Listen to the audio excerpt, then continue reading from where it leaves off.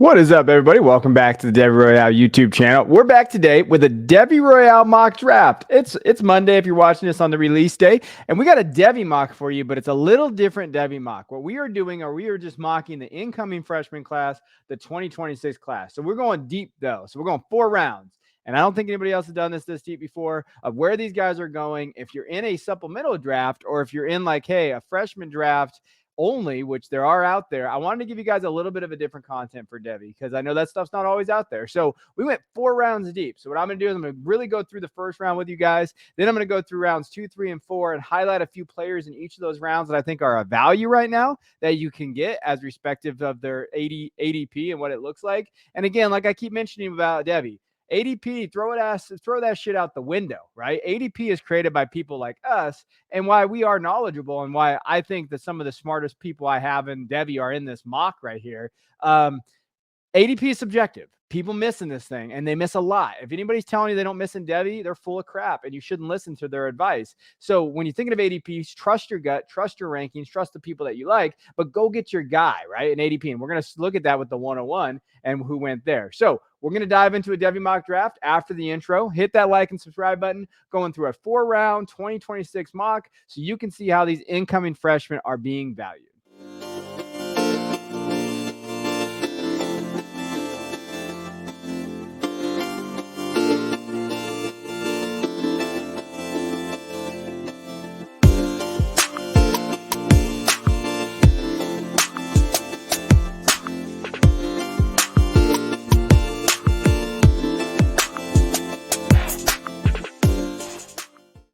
All right, let's dive into the Devy mock, and we're going to go through it. And like I said, we're going to be going one by one, kind of looking at these guys, where they're at, and moving forward, like, hey, who's there? So let's dive into the 101. Zachariah Branch from USC wide receiver, #1 rated wide receiver. We've talked about Branch a little bit on this channel. I actually did a full breakdown on him. So if you want a more in-depth breakdown, go find it on the YouTube channel. But hey, I thought this was interesting going after Zachariah Branch here. And I think it's interesting. I actually love the pick. I think this is what's great about Devy is that it's not a quarterback, right? And I think you're going to see something that happens in this first round. A lot of quarterbacks get taken in this first round.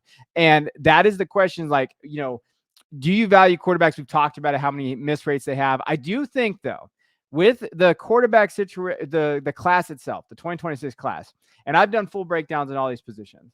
I think the strength lies in the quarterbacks and the wide receivers, right? So that's where the strength lies. So as long as this isn't a running back, I think it's a good pick. All right. So Zachariah Branch coming there. What do you expect from him? You see his senior stats on the board. He may not be the best wide receiver going to USC, though, in that class. So that's something we've talked about. Now, from a Devy perspective, you're looking at value and can they make an NFL roster? I think that's what you always have to look at going back to this format. And that's where Branch is at, right? Do you think he can make that? That's the question you got to ask yourself. But he went at the 101. At the 102 is Malachi Nelson, quarterback from USC, 6'3", 180, probably going to be sitting this year behind Caleb Williams, going to be learning, putting him in that Lincoln Riley offense. Let me know what you think in the comments. Do you think that he should have been the 101? Do you think he should be the QB1 taken, right? Where do you think he's at in terms of like Devy value? And that's what you're looking for. At the 103 was Dante Moore, UCLA kid. We know that he's in a quarterback battle right now. The first kind of preliminary reports from spring, they had Garbers up there, Slee, they have Moore. It's a real true battle. So we're going to see how that kind of pans out. But he went at the 103, probably the earliest I've seen him go in terms of these mocks and where they're at in value. But that's just something to look at. 104 is our first running back off the board, Cedric Baxter Jr. Now, we had some comments in our Discord, our Patreon Discord, that, hey, this might have been a little bit early for Cedric. Maybe you can wait on some of these guys. I think it's a good pick if you believe what Cedric can be. And I think if he can come out there and kind of win that job this year, he'll be thinking about it, value, probably a late first next year in Devy drafts. So that's kind of what you're doing here, and I understand it. I'm not a big hater on Cedric like some. I think he's got to develop. He's got to get a little bit more wiggle, if that makes sense, the wiggle in there and his run ability. But I think he's right there in terms of this. This is not a bad pick in terms of where he's at 104. 105, Jackson Arnold. So I know I saw some people in Brandon. Devy Deep Dive is on this. I highly respect Devy Deep Dive, Brandon Lejeune. He's one of the good ones out there that is a true guy in terms of just you can respect the hell out of him. He has a Devy dashboard you guys should check out. Absolutely love Brandon. I know in his Discord, some people were kind of knocking this pick when he shared it. or in his Slack, excuse me. And I think I like the pick at 105. Like I don't hate it. I think I really we like Jackson Arnold here on this channel, and he could be realistically quarterback one in this class. You can go on 105 as QB3 in this one. Not a bad shot there. I actually I think is a good pick. Nico went at 106. Total upside play here. I love this pick from Bryce NFL. Bryce is a good guy, FF Faceoff, really good analyst, and he picked Nico at the upside there, and he fits the Tennessee system. I did a breakdown on him as well. You can go check that out. Like that pick. At the 107, Mekhi Lemon, I grabbed him, full disclosure here, a little bit ahead of Jurian Dickey. I'm really struggling with Lemon and Dickey in terms of who I would draft first. So I went Lemon in this one, and then my boy Todd took Dickey right after, probably laughing about it. But I like both of those guys, and I think Lemon could step up, really be that guy. He's got to develop more as a receiver, but this is really an upside play in terms of what I like. I like his size, I like his frame, I like where he's going. So that's kind of that distinction between the two. 108 was Jurian Dickey from Oregon. So you're looking at 6'3", 210. I comped him to Dez Bryant in terms of play style, and that's something that he can do at Oregon. You could see that very well, see him pop off there. 108-9, excuse me, is Justice Haynes, and he's getting buzz, y'all. Like, so this is one of those kids that, like, I probably have him too low, and I have him as 2. Like, he might be the running back one in this class. Alabama said, hey, he's going in their first team, giving first team defense as a fit. Justice Haynes at 109 seems like a value. And if that buzz is correct, he's going to be going top 5. He'll be going before Cedric Baxter. The biggest worry is the Alabama load is loaded, and who's going to get the run. That's the biggest worry about that area. 110 was Jonte Cook Jr. This kid, man, I really like this kid. I think at 110, it's a hell of a value. So this is a great pick there where he's going. I did a breakdown on him on the 2026 wide receiver video that I did. I think he's explosive. I think he could challenge for be wide receiver 1 on Texas's roster. I think that this is a kid that you should go grab late first. I think that's a value. At 111, Brandon Devy Deep Dive. He grabbed Carnell Tate. We see the love that Tate's getting right now in the spring. He's crushing it. Good pick for him where he's at. And it's just you're hoping for that ceiling play, right? And then at the 112 to wrap out the first round, Brandon Ennis from Ohio State. Just, you know what? The rule in Devy is just to draft Ohio State wide receiver. And those are probably values at this point, because when you're looking at it next year, you're like, oh, yeah, of course, Carnell Tate. He should have been a top 5 pick because of where he's at, where his value is, and where they're developing. They just produce fantasy wide receivers, and they just produce NFL first rounders. That's what Ohio State does. So when you're looking at it on the board, in the first round overall, you're looking at, hey, 4 quarterbacks were taken, mainly wide receivers, and just two running backs, Justice Haynes and Cedric Baxter, and that fits. So that's why I was saying, hey, this group that I have on here, they're legitimate, they're experts, they know where the value lies, and the value lies in the quarterback and wide receiver class in this area. Now, let's go through round 2. So again, we're going to go a little bit, just generalized here. So you're going to see where they go. Arch Manning at 201. I like Arch Manning at 201. I did not like Arch Manning at 101 where he was going in January. Now he's at 201, this late first, second. That's the value. That's where you go. My guy, Todd Foster, drafted him. FF Banterman, really good Devy guy. And 6'4", 212. You got to love that. He heard all the noise out of spring so far. He's doing pretty well. All right. 202 is Ruben Owens. So again, I like Ruben being in the second round. I think that there's some questions about his lateral agility, other things there. I did a little bit of breakdown on him when I did my video for him. But, at 202, I like that. Hakeem Williams at 203. Again, high upside guy, a guy that probably will need to develop this year, but then next year could be that kid, and you really like that. Roderick Robinson at Georgia. Richard Young at Alabama. Again, it's really the question mark. Who do you draft here? Young, Haynes, you have Jamari Miller out there, Jace McClellan, these guys that are out there. Who do you draft in the Alabama running room? And I think Richard and Justice are good picks. Janet Hale is where I grabbed Alabama wide receiver, 6'1", 185. Deuce Robinson went off the board at 207, so we're looking at the tight end from USC. The question with Deuce is the baseball. So is he going to be playing baseball? What is that going to look like? Like, he's a legitimate baseball player. Will he get drafted? So that's like the biggest thing for me is I might stay away from these type of guys because will they go on the baseball route? Then you're going to lose that value in Devy. And I don't know if it's worth the risk. Quentin Joyner, USC, running back 208. Not a bad pick there. I like Joyner more than some. Brandon James, okay, looking here, freshman Notre Dame wide receiver. Caleb Jackson's LSU. We're going to actually highlight Caleb Jackson here in a second, so I'm not going to talk too much about him. Cordell Russell at TCU wide receiver, and then Jalen Brown at 212. When you're looking at that, hey, LSU got a good one there. And what is that going forward? There's your second round. But again, you're going to notice a lot of wide receivers again, right? And there's a little bit of running backs jumped in there that you'll see. So this is kind of that running back area where you're going to go draft a running back and hope that he kind of, helps his game out a little bit. Now, we are going to spotlight a player, Caleb Jackson, going to LSU. Caleb Jackson comes in as the 10th running back ranked, but I think I have him a little bit too low. I really like his game and what he's able to do. When you're looking at, he's a pretty good athlete. He ran a 10.89 in the 100. So you like that with his ability. 10.66 before that, his sophomore year.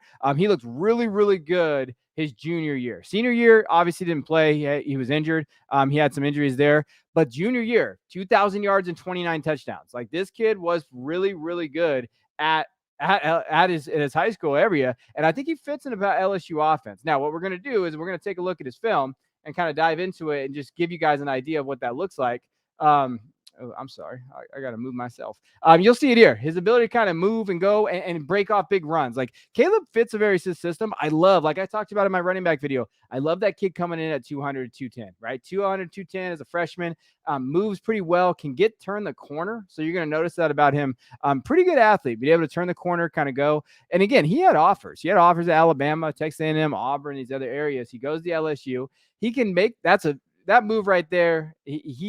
That's good lateral agility in the open field, right? So when you're looking at Caleb and what he can be, like, that's very, very good lateral agility in the open field. You'll see this. I think there's some lack of wiggle, as you would say, like in the middle intermediate part of the field. Like, his ability to make guys miss isn't there yet. That'll probably improve, but he's very downhill kid. And I want to throw a little bit of a pass catching in there. Not a ton of the tape for that, but this is where he really accelerated well. Off tackle, make guys miss, just get to the outside. I'm going to turn it and go. Like, I do think he's got to work on his inside run ability, like his ability to kind of separate inside, make guys miss at the line of scrimmage, those things. But when he does turn a corner, like, you have to really like that about him. When he turns that corner, what that looks like, that's really good for him. Now, when we go to the third round, so this is where it gets kind of interesting, because this is where we're getting deeper, right? And again, I try to highlight this channel. I understand when you're looking at, like, Devy in certain spots, there's content not out here like this because it's harder. Like, when you get into these third, fourth round of just the freshman class, you're really just going based on athleticism and what you think, could be that kid, right? So Jaden Rashada goes at 301. Some people are really high on Rashada, some are not. I happen to be someone who I think can be very good there at Arizona State. 301, though, that's kind of a risk in terms of quarterbacks just because of the quarterback position. I like Jaden Rashada, though. I don't mind this pick if you believe in his talent, but just know there's baked in risk with those quarterbacks. Kean Brown going to Oklahoma. DeAndre Moore to Texas, kind of that later round, so you can get DeAndre Moore in a third as opposed to his teammate Cook in the first, right? Eugene Wilson, I think, is a little low on this from Florida. He's getting a lot of buzz right now, and a lot of people might not know about Eugene Wilson because he was listed as an athlete, but he could be that kid at Florida, like you're talking about, a special kind of athlete, Xavier Worthy type freshman year, if they can get that offense going. Jeremiah Cobb from Auburn, Isaiah Gustav from Arkansas, again, kind of that, like, hey, Raheem Sanders type. Does he get in there, kind of develop? I took Austin Novosad at 307. And to me, just based on where the value was at on the board, I'm going to take a shot on a quarterback at this point, like Novosad, who I have highlighted, I've kind of looked at and done a deep dive on. I'll take the upside there at Oregon. Maybe he can be that kid, right? I know there's risk-based involved, but I like him. Tyler Williams going to Georgia, wide receiver there. Cameron Seldon, Tennessee. Noah Rogers, Ohio State. Redrick Wiscano from Ole Miss, kind of getting Judkins vibe there, right? Like, is he the next Judkins, as everybody asks? Again, look at the weight, 190. Okay, let's hope he can get up to that 200 by the time season starts. Nicole's Harbor is the guy at South Carolina that we're going to mention right here. Harbor is just an athlete, right? So when we're looking at Harbor and what he is, that is the question, like, will you take the risk on him in this kind of format? So Harbor, 6'5", 225. As a senior, he had 15 catches for 439 yards. He had over a 200-yard game in there and 5 touchdowns. But really, what Harbor really excels at is defensive side of the ball. And so the question is, what is he? Now, I know there's been some talk, and we don't know. So if anybody's out there in Devy saying that they know, they're full of crap. We don't know what position he's going to play yet. He's an athlete. I know, me personally, when I'm looking at him, this kid's a DN. Like, he does have good body control. I know people compared in the pits and all those type of things. But when you're looking at him, is he going to play defense? I think that is, when you're going with Harbor, I think that's the question mark. Is he going to get out there and just play DN and go get money, right? As outside linebacker, get it up there. I think he's really, really good. When I was watching his tape, I was falling in love with the defensive tape. I think as a receiver, he has physical tools, but he's very raw as a receiver. So if they move him out of the receiver and get them some run there, that's fine. But this kid, if he added a little bit of mass and upper body strength there, this dude would be freaking phenomenal as a defensive end and an edge rusher. So I think that's the question with Harbor. Are you going to risk it on him? I don't really have an opinion on that. I probably would vary away from it. I shouldn't say I don't have an opinion. I don't have a strong opinion. Like, if you want to take the risk on Harbor, you have an extra pick, go ahead. But to me, when you're looking at him as a prospect, this dude's a straight edge, man, and he has tape to prove it. So I think that's the question mark moving forward with him. And in the last round, 4th round here, and this is getting deep. So again, these are guys that you may not know. You may, okay, and I'm going to highlight a couple. Ryan Niblett going to Texas, good pick there. Nathan Leacock going to Tennessee. I think one of these things that we have to look at now is Tennessee shift. If they get 2 guys drafted by day 2, right? Jalen Hyatt's probably getting first round buzz, probably going to go in day 2. We'll see. Cedric Tillman, these guys, if they're going to start developing these wide receivers to get these day 1, day 2 draft capital, you got to start shifting your focus on where you should be drafting these guys. Sheldon Sampson Jr., man, I got sniped in the 4th round. I was pissed. I think he's getting slept on right now as a wide receiver. 6'4", 181. I think he could be really good at LSU with what he wants, what he can do on the outside. And I think that's a kid in the 4th round you take a shot on. Malachi Coleman, Nebraska. Jaden Greathouse, we're going to talk about him from Notre Dame. I took Benjamin Hall in the 4th, maybe a little early. I love Hall. I've loved Hall since I think I tweeted about him last year in like September. And some people were like, oh, well, he got benched his senior year of high school. No one cares about high school anymore. Like once these guys get talented, they get an offer and they stay there. That's what matters. Like, so be very careful with that advice. Like, hey, he's a stud. He's a load. He's a big kid. He had a phenomenal spring. And that's something to look at. And the coaches love Benjamin. So 4th round, I'll take the shot on him. Aiden Williams at Ole Miss. Riley Williams in the 2nd tight end taken. Only 2 tight ends in this one. Riley Williams. Jeremiah Love from Notre Dame. Cole Cabana, Michigan, 180, was a little banged up this year, so he's not in the spring. Dontavius Braswell from Georgia, and then Dante Dowdle from Oregon, running back there. So when you're looking over the board, I obviously recommend going through it and looking at it. I want to do a player spotlight real quick. Jaden Greathouse, 6'1", 220, kid from Notre Dame, going to Notre Dame recruit. Now, when we think of him as a prospect, right? So he comes in, and we're looking at wide receiver 23 this class. Little bit of a two-way sport kid. So we're thinking of him, very two-way sport, good basketball player as well. And he came in, his senior stats didn't look great. He did much better his junior and sophomore year in terms of production wise, but still, when you're looking at it, he was really good. His junior year, he number 2 nationally per max preps, 16-0 record in terms of what they did in terms of his team, right? Number 2 in the country. Very, very good. And they won the Texas 6A Division 2 state title. And he was the co-offensive MVP of that year. Right. This last year, a little banged up, didn't really play up to that level. But this is a kid that could be getting slept on right now by going in like the 4th round. Like that is something to look at when you look at like him as a prospect. Now I want to we'll throw on the tape and we'll look at it. Man, I do that every time. We'll look at it real quick and see what he can do well. He's that red zone guy, and he has that ability to kind of good body control in the air. Like when you're watching him play, I think the thing that stood out to me is like he gets up and go gets it in traffic. Like, and he has that yak ability to kind of go get it and go grab it. And then he kind of makes guys move. He did a little bit of return. You'll see it here. Like, and this is probably what excites you for him. A really good, run after catch, creative kid from a prospect perspective. He's got good foot quickness. I wouldn't say he's like the fastest dude out there, right? But he does have foot quickness to where, hey, gets off the line really quick, gets in his routes. You'll see it here. Kind of gets in, gets behind it, the defender there. Good little route there, getting on him. This is him getting pressed. So watch him get pressed off the line.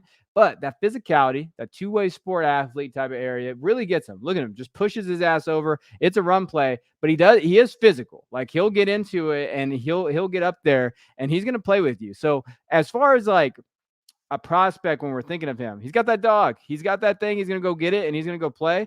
Again, in traffic, able to go get it up there. I think the thing that excites people, and I know Todd Vincent in our Patreon, who I trust more than anything when he's talking about these young kids, because he looks at these guys for a long time. So he's been looking at Greathouse and he has them very high in his rankings. I know it's the athleticism, and I know it's the potential kind of playmaking ability, moving the chain, deep threat, red zone guy. Like that's the thing about him, that Jaden, that really excites you as a prospect.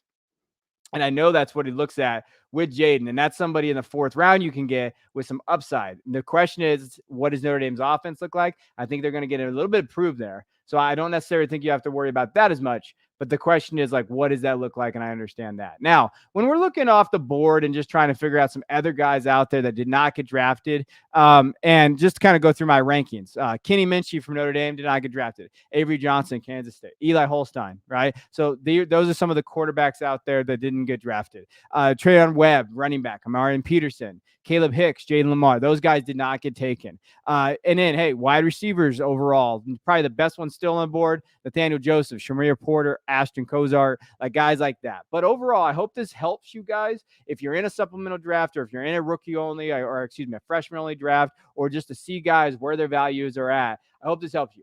Let me know in the comments, does this help in terms of just seeing these concepts and seeing these just freshmen go? And I want you to know, I highly, highly trust every manager that was in this draft. I picked them based on, hey, these guys are good. I know that they're going to draft value, and they're very good at this format. That way you can see legitimate rankings, not just 12 dudes that just draft, right? That was my goal, is to help you there. So I appreciate you guys tuning in. I'll check you guys next time.